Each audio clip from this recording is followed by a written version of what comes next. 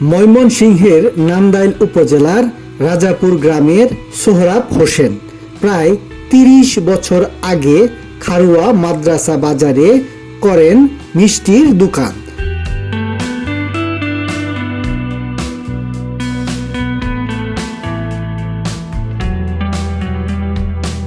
রসগোল্লা, খাজা, নিমকি, জিলাপি সহ নানা মিষ্টান্ন তৈরি করেন তিনি।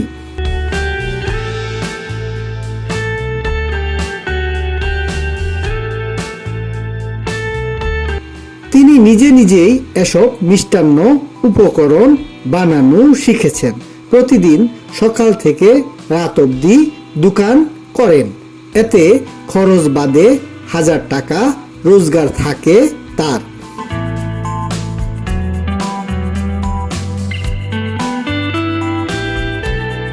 মিষ্টান্ন তৈরিতে তার সঙ্গে তার ছেলে সোহাগ মিয়াও সহযোগিতা করে থাকেন।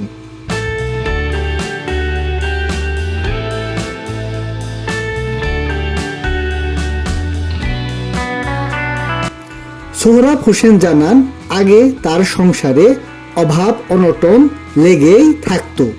মিষ্টান্নের দোকান করে এখন তার সংসারে সচ্ছলতা এসেছে।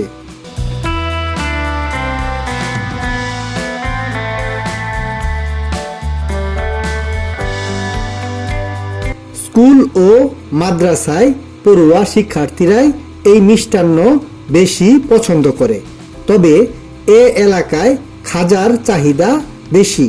সব বয়সের মানুষই খাজা খেতে খুব পছন্দ করেন।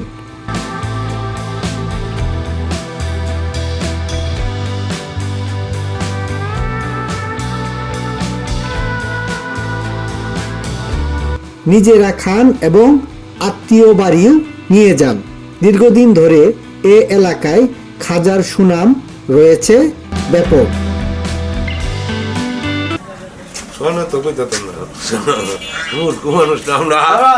মানে কতদিন আগে? 30 বছর আগে। আপনার পুরো নাম জানি কি? আপনার পুরো নাম কি? সোহরাব হোসেন। সোহরাব হোসেন। আপনাদের গ্রামের বাড়ি পড়ছে কই? রাজাপুর। রাজাপুরে আপনাদের গ্রামের বাড়ি? রাজাপুর তো নান্দাইল উপজেলায়। আচ্ছা, এই বাজারে আপনার 30 বছর যাবত আপনি এই দোকানটা করতেছেন।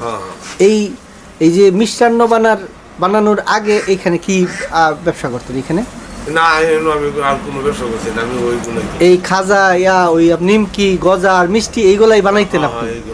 এই যে আপনি দীর্ঘদিন যাবত এইগুলা তৈরি করতেছেন, এতে আপনার কি মানে পুষে, মানে রোজগার কেমন হয়? পুষে না, পুষলে করতেছি না তো মোটামুটি পুষে না?